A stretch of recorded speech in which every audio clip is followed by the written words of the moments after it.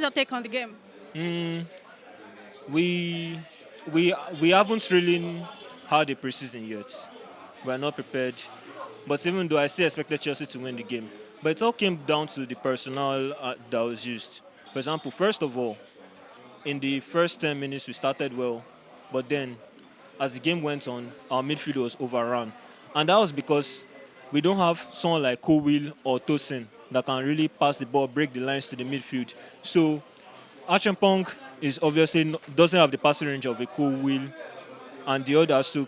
Chaloba, I don't know, his passing radar was off today. So the midfielders like Kaisoda and the rest, they were receiving the ball inside areas that they are not used to receiving it. So we couldn't dominate the midfield and the defense. We don't have. This guy is a bully, Mateta. He's a really big bully. He bullied Dashapong, of course, and yeah, it was an interesting game. It was an interesting game from a tactical standpoint, but of course, from an enjoyment perspective, it was boring. A very boring game. Well, we didn't know. I guess it was all the games you've been playing was the reason why Tosin got injured because it was late before we fans got to know that he got the injury. No, Tosin, he could still play the game, but it was precautionary because we can't lose Cowell and then lose Tosin.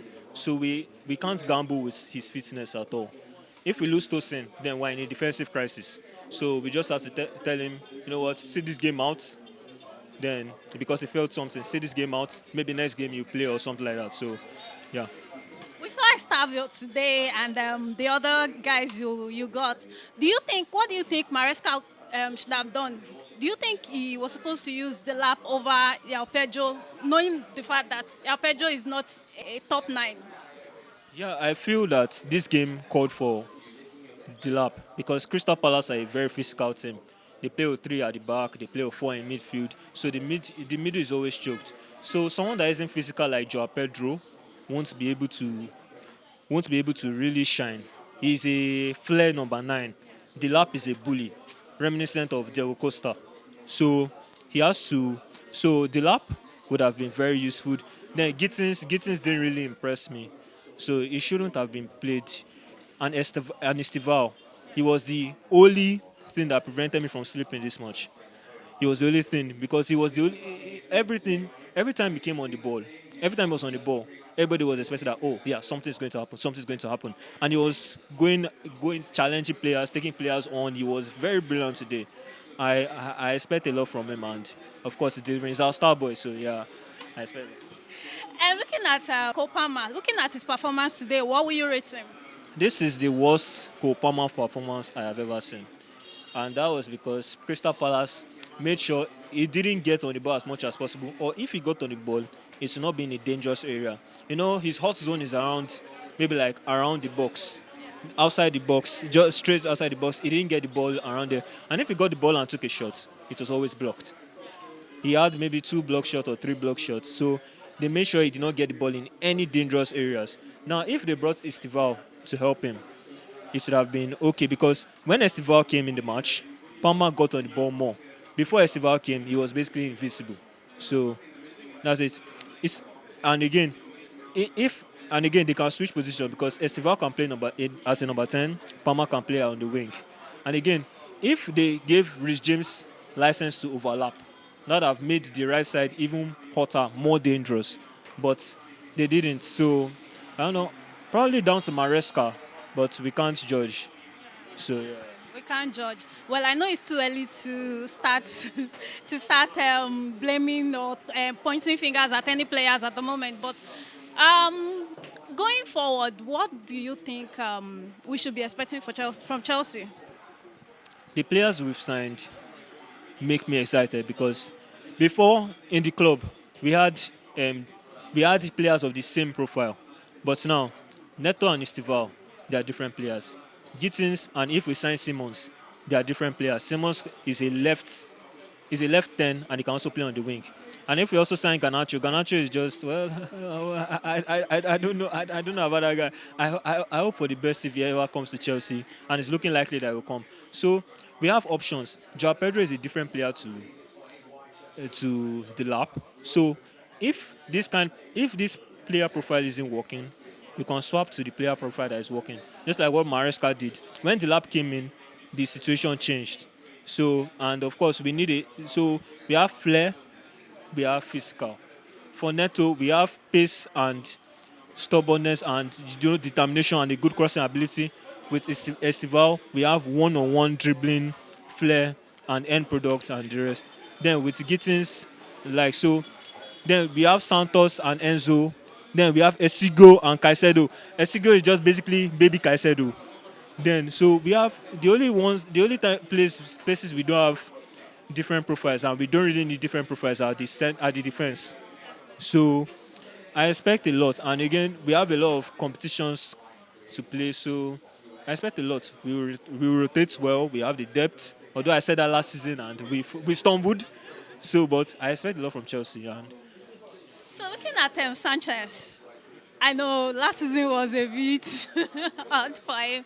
Then he proved himself in the World Club Cup final. And I mean, with the praises and all, looking at his game today, what can you say about his? Sanchez is bipolar.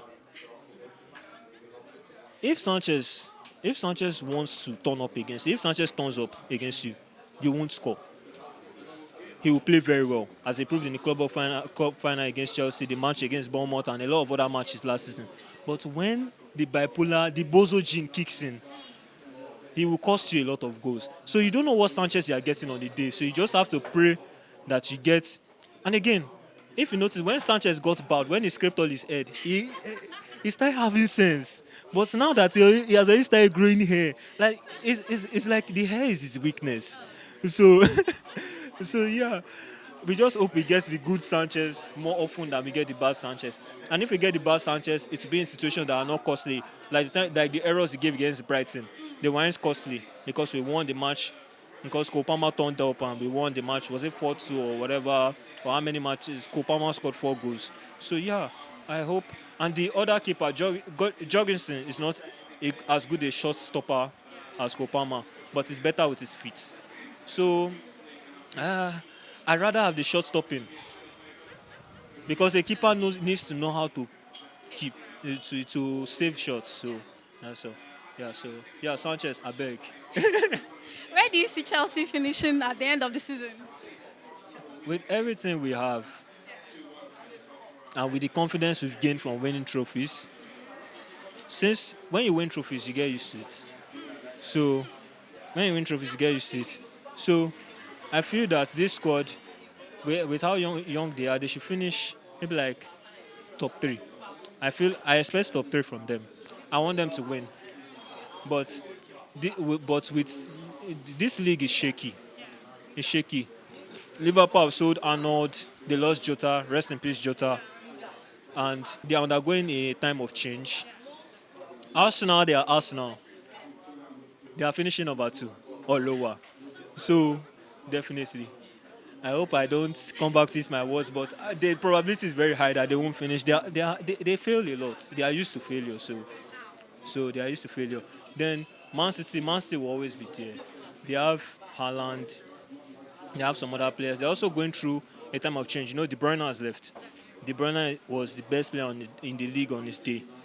So they're undergoing a time of change. So with this shaky situation in the top teams, I expect Chelsea to take advantage. That's if we are not as shaky ourselves. So yeah, I expect them to finish. So you're telling me now that with the inclusion of Gyökeres, you're thinking Arsenal will still finish second?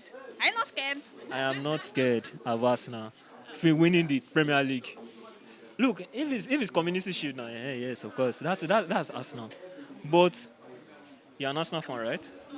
You're an Arsenal fan. I'm very sorry, I'll be bashing your team, but that's how it is. You notice the whole seasons that Gyökeres, I don't believe in him that he'll be able to. You